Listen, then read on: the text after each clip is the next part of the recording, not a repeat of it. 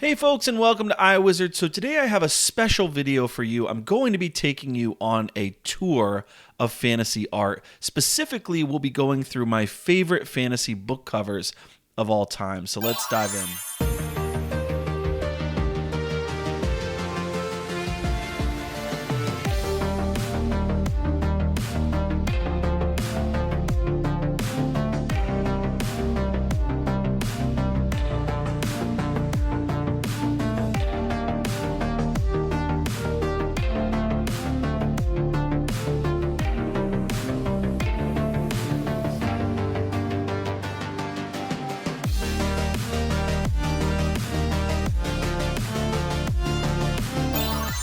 All right, welcome back. Jordan here. So I want to start out with a few brief ground rules and a little bit about my criteria for choosing these book covers. So first of all, this is going to be just fantasy book covers, not sci-fi or speculative fiction. So it has to be fantasy. Maybe I'll do a sci-fi one soon. Second, the video title's a little misleading in that this is going to be my favorite fantasy book covers rather than some authoritative ranking of the greatest covers. As I've said before, there's definitely a difference between those two things. But I thought I'd use this video as a way to show you what I like in a fantasy book cover.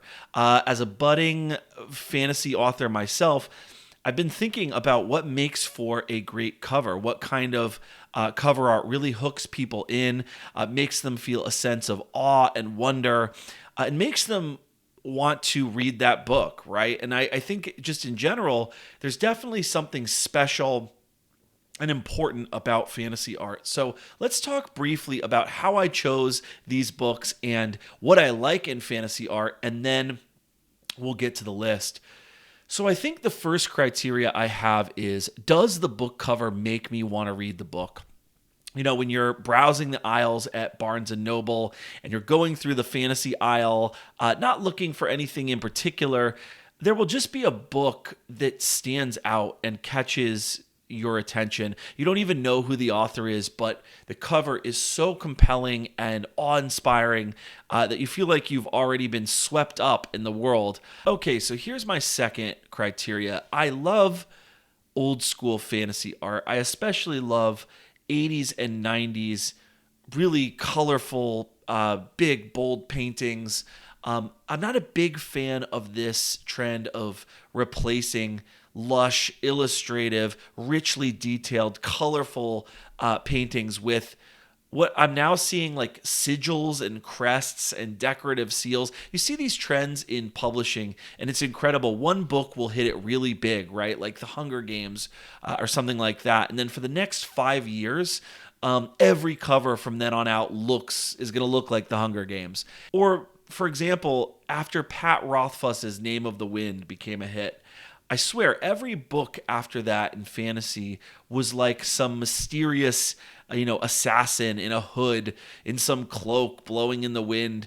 And I just don't get it. So I like a dynamic and colorful painting that illustrates maybe the most important scene in the book, or that somehow illustrates the themes, the characters, the world of the book. All right, so with that out of the way, let's get to my favorite book covers. And feel free to let me know in the comments what I've missed. I'm sure there's a lot that I haven't seen, that I haven't read. So let me know, what are your favorites? I would love to hear from you. And okay, so at number 15, we've got Dragons of Autumn Twilight by Margaret Weiss and Tracy Hickman. This is the D&D Forgotten Realms, and the artist here is the great Matt Stawicki. So I know this one's kind of, I couldn't find a perfectly crisp image here on this one book, but I just love the classic D&D art here, the hunting group of companions, the fall theme with the oranges and reds and yellows and the browns and purples. I just love the classic feel of this cover. It's got this sort of Rivendell meets New England in the fall meets, I don't know, this sort of Avatar native feel with these fantasy races living in trees. And then there's this unique almost Dutch meets English kind of architecture. You've got the ascending staircases and these heroes in the foreground, striking heroic poses. It looks like they're just breathing in the autumn air. I just love everything here. So, all right, on to number 14, we've got Imager, book one of the Imager portfolio by L.E. Modesset Jr. And the artist here is Donato Giancola. So I've not read a single word of the Imager series, and in fact, I've never read a single L.E. Modesset novel, but I'm always entranced by these books when I go to Barnes and Noble or the local library. I love the lush paintings and the vibrant interiors. The paintings are beautiful. There's usually some artist or soldier or scholar in the foreground of this guy's novels, and they're usually like hyper focused on some object they're really paying attention to. You get the sense that this is both historical and intellectual fantasy. There's just immense attention paid to every little detail on these covers. Especially this one, from the brooch around his neck to the work of art that he's producing to the purple hues on the curtain in the background. And what's unique about his book covers is that they show you these rich interiors, these smoky back rooms. The characters are map makers and mariners and navigators who are busy just doing their own thing. So just a big fan of these covers. And I want to see less AI art and less lazy digital art, and I want to see more stuff like this. All right, on to number 13. This is The Sword of Truth, Wizard's First Rule by Terry Goodkind, and that is a Doug Beekman painting there that you're seeing. So this one, say what you want about the book itself, I just love this cover. And if you do read the book, the cover goes perfectly with the actual story. You've got Richard Cypher there, the main character, and the woods of his homeland. On the other side, you've got Kaylin there in the white dress, and she's from another land. I just think this is such a gorgeous painting, so much symmetry and light. I like the sense of possibility and grandeur.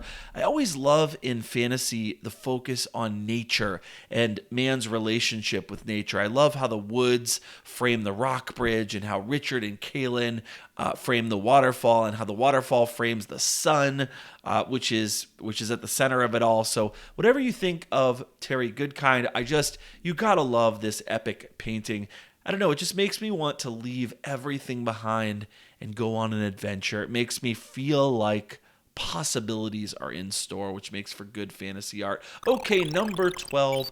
This is, 12 Kings and Shakarai by Bradley P. Bollier, and it looks like the artist is Adam Paquet. I did not set that up on purpose. Number 12, 12 Kings and Shakarai. So just look at the colors here, the gauzy clouds and the ethereal purples, the morning sunlight you can see there is streaming in beneath it all. And you can even see, I don't know how artists do this, to be honest, but you can actually see the rays of sunlight glaring realistically at the bottom right there. Looks like you're actually looking into the sun. Here's another thing I like in a fantasy book cover. I love these paintings where you're given a sense of the world. Here you've got the Middle Eastern inspired settings with this palace built atop the Great Rock. The detail is just splendid. You've got what looks to be slums down below, and then you've got the domed towers and minarets and temples rising up and off into the distance. And in the foreground, you've got what looks like some thief or hero or assassin. I haven't read the book yet. So, all right, number 11. This is Mistborn, The Final Empire, Book 1 by Brandon Sanderson. And this is Chris McGrath doing the art for the second edition paperbacks. These are the ones we have at home. First of all, I just love the aesthetic here. This dark European-looking city with high spires and Gothic architecture. There are dark clouds and mist and haze. The atmosphere is kind of chaotic. There's purples and violets, and you've got this electric blue lightning coming down. And in the middle of it all is this dark heroine with weapons in hand. And I think this is Vin, if I'm remembering it correctly. She's really beautiful. She's got this dark, determined look and this ghostly pallor. When you see this cover, it's just absolutely impossible to not want to read this book. Well done. Up next, number 10, we have The Priory of the Orange Tree by Samantha Shannon. And the cover art, I believe, is Emily Ficini. So I've never read this book, and I honestly don't know anything about it. I've been told that I wouldn't like this book by people who know me, but every time I go to a bookstore, I cannot help but drift over to it and look at the cover. It's like a magnet that draws me in, and I'm trying to figure out what it is. I think, first of all, it's the colors. The artist just nailed it there. The blue color of that dragon there just really contrasts nicely with the warm color spectrum you see there, the red roof up top, then the burnt orange roofs below, and the orange fire which turns into dark yellow, and then actually the whole sky is light yellow. So just beautifully done with that contrast there. The colors just pop, and even the title is somehow striking. I also love how the dragon kind of swirls up and around this conical tower there. It's just such a well-organized book cover. All right, number 9, Malice by John Gwynne. So this is book 1 of The Faithful and the Fallen, and the art here, I believe, is Paul Young. So this will be an exception to my earlier rule. I know I criticized this trend of putting like just a sigil or a sword on the cover, but there's just something about the execution on this one that I can't resist, that I'm totally smitten with. First of all, the sword is beautiful and detailed and ornate. You just want to grab hold of that thing, and it's got the wolf dog on there, on the pommel and the hilt, you can see there. And I like that it's stabbing down through the center. Behind the sword, there's a battle going on, and men with weapons and this, I don't know, some frosting effect. Everything's kind of faded. And then right in front of everything, you have this beautiful original 3D font that looks great, and the colors really pop. I love, too, that old school thing where you leave room for a little pithy, enticing little aphorism. Even the brave will fall. I don't know. It's hard for me to explain this one. Something about the symmetry and the sturdiness of this cover. And I'll tell you this, the book cover itself is part of why I actually picked this book up and read it. You know, that and the other books in this series too. All of the books, for some reason, this really is an exception to my rule. All right, up to number 8, we have Gardens of the Moon by Steven Erikson. So this is book 1 of the Malazan Book of the Fallen, and the artist here is Steve Stone. My gosh, where to start? So I just love everything about this, from the eerie green glow to the dark tower ascending skyward at the center, to the moon rising behind it. I love the sense of awe and wonder the whole scene conveys. Just this lone wizard's tower hidden away in the mountains, nestled among these cold, dark crags, the amber glow coming from the window, and the bats or birds or whatever they are swirling around the fortress. It's got a real gothic feel to it. And I even love you can see there, the iron latches or whatever those are on the side, on either side of the title there. It's brilliant too, how the clouds become black just in time to be able to make out the author and title font that really pops there. So just brilliant stuff. Okay, up at number 7, we have a newer fantasy cover, and that is The Dawn of Wonder by Jonathan Renshaw. And it looks like a company called Animate did this one. So Dawn of Wonder. Geez, I remember this book selling well when it came out in 2015. People were getting really hyped about it over the next few years after it came out. And it looks really great, but I haven't picked it up yet because the guy is like so many of these young writers in that he just seems incapable of getting out his second book. I went to his blog, and he claims to have been waging a decade-long battle with something called chronic fatigue syndrome, which he basically just describes as being tired a lot and not like wanting to do work. So best of wishes to him. I'm not judging the guy. I really hope he gets well with whatever he's going through. I will start the series if it seems like it's going to go somewhere. Anyways, I'm obsessed with the cover of this book. Everything about it, the statue in the foreground, the Robin Hood looking guy who's clearly on some epic adventure, the clearly evil fortress waiting for the hero in the distance, the sinister churning clouds overhead, the starry sky above the roiling clouds. I love the gold font of the title. It's got sort of an Indiana Jones or the Mummy kind of feel to it. But I also like the title itself, Dawn of Wonder. Just the idea that it's the beginning of a long journey of wonder and discovery. In fact, the series itself is called The Awakening. So I'm hoping this guy is eventually able to stitch book 2 together and continue the series. All right, up to number 6. Number 6 is a classic one. This one is The Eye of the World by Robert Jordan. This is book 1 of the Wheel of Time series, one that you're all aware of. And the artist here is the great, inimitable Daryl K. Sweet. So I just love this old school, as I said, fantasy art. Back when these guys weren't afraid to use a little bit of color, the bright blues, the reds, the yellows, the purples. I just can't tell you how much I love the boldness and the true sense of fantasy. And what I mean by that is that the real world obviously doesn't look this way. And that's okay. We're on a different plane of existence, a plane in which people are supposed to be braver. They stand up taller. They have more energy. There's a sense of dignity, and entropy is held a little bit at bay. And there's a regal quality to the expressions of these characters. The moon, you can see, is a little bit bigger than normal. The night is clear and the stars are winking.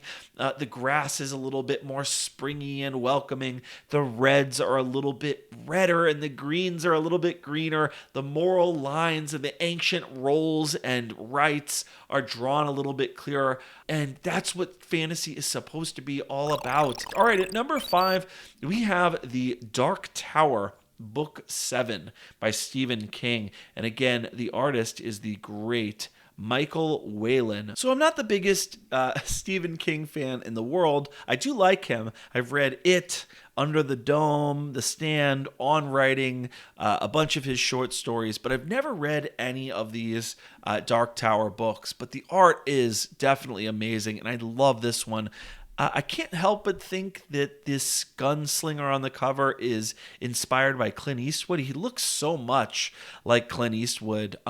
Anyways, Michael Whalen is truly the best. I love this guy's use of color. I love the realism, but also the sense of otherworldly unreality. Here you have this cowboy, this outlaw-looking guy. He's holding a rose and a pistol and standing in this vast field of roses in front of a dark tower as the sun's setting. You can see that there are beautiful fallen, half-buried statues and pillars sunk into the field of roses, evoking, some fallen empire. I love, by the way, how the title font just perfectly matches Whalen's painting. And I love, too, I don't know if you can see this, I love the long stone staircase leading into the tower and this little inviting sliver of cool blue light that just seems to beckon you. Lovely, just utterly lovely. Okay, that brings us to number 4, An Accident of Stars. This is book 1 of the Manifold Worlds series by Foz Meadows. And the artist here is Julie Dillon. I actually really like Julie's work.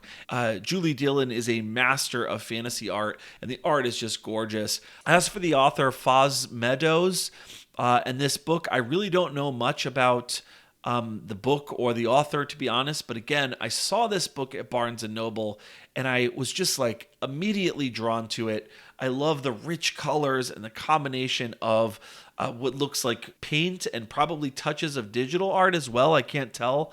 You've got the bold, verdant green in the foreground with these two travelers wearing cloaks of many colors, it looks like. And they're riding on these interesting fantasy creatures. And then you've got this hazy, walled-off city rising in the distance with what looks to be a rainbow or a dome of some sort enclosing it. I just love the color. Absolutely beautiful. Up next, we have number 3, The Crippled God by Steven Erikson again. And once more, the artist here is Steve Stone. So you're probably noticing a pattern here. You can probably tell I love these fantasy covers with heroic warriors posed in the foreground and some challenging adventure waiting tantalizingly off in the distance. In this case, I love how epic the scene is. It looks like we've got some gargantuan, like Balrog looking thing. This thing is like the final boss in the video game that you're playing. Great power pose there by the hero in the foreground. There's really also in the distance a powerful sort of pagan feel that you get from this god. It's almost as if this is an artistic representation of the gods as natural forces, and I love how big this fiery Balrog looking thing is. All right, very impressive. And up at number 2, we have yet another Michael Whelan piece, and that is The Way of Kings by Brandon Sanderson. So this is just Michael Whelan hitting it out of the park again. The colors here are vivid. The world here is so awe-inspiring. I mean, just the hues of orange and gold and blues. Plus, again, I love that it gives you a feel for the world. You get a glimpse here of, I think it's called the Shardlands, if I remember right. And then I'm not sure who that is with the flag and sword. Maybe it's Dalinar. I'm not sure, but it's just such an epic shot there of these canyons and these two guys. It looks like an old Western duel at sunset, like a showdown. I love the lightning and the mist between the mountains. Just, this is a perfect cover. The colors, how inviting it is. I remember before I even read the book, I just couldn't stay away from this. Every bookstore I went to, I had to pick up this book. This is the best of fantasy art. All right, up at number 1, this is my favorite fantasy cover so far of all time, and it's a book I haven't even read yet. This is The Age of Myth by Michael J. Sullivan, and the art here is by Mark Simonetti. I hope I got that right. God, I'm in love with everything about this. The colors, the sense of good old-fashioned painting. Look at that gnarly old tree that dwarfs everyone else in the scene. You look at the grass and you can see the details there, the wildflowers and the robed fantasy characters. You get the sense that this tree, it's like some culturally significant, like avatar tree that holds some deep meaning and magic and purpose. I like green fantasy personally. I like fantasy that brings man back into a state of nature and forces man to reckon with that which is most stripped down, most elemental, most primal, most existential, most essential. I look at this cover and I imagine that I'm going to hear some mythic, long-lost story from some shaman or bard, and that there's just so much to learn and explore. Finally, the trees are getting their due. Rush gave the trees their due. J.R.R. Tolkien gave the trees their due, and now Michael J. Sullivan puts that tree smack dab on the cover of his book. And what a big, gnarly, hulking trunk of a tree that is. I'm going to end this video. I do have one runner-up or honorable mention that I didn't make it into the list, unfortunately, to Green Angel Tower by Tad Williams. And again, the artist is Michael Whelan. The book cover itself doesn't show the full image. That's why I didn't put it on the list. What I really like is the full painting that Michael Whelan did, and the book covers only show little limited parts of that, but I love this painting. If Tad Williams and the publishing company here was able to, I believe it's DAW, was able to actually get this full image on the cover, this would be probably my favorite piece of fantasy book cover art out there, but they kind of dropped the ball on that. But beautiful, beautiful work by Michael Whelan. And anyways, this was fun to make. Thanks for watching. Please follow us on Facebook, Goodreads, Patreon, Instagram. And until next time, happy reading.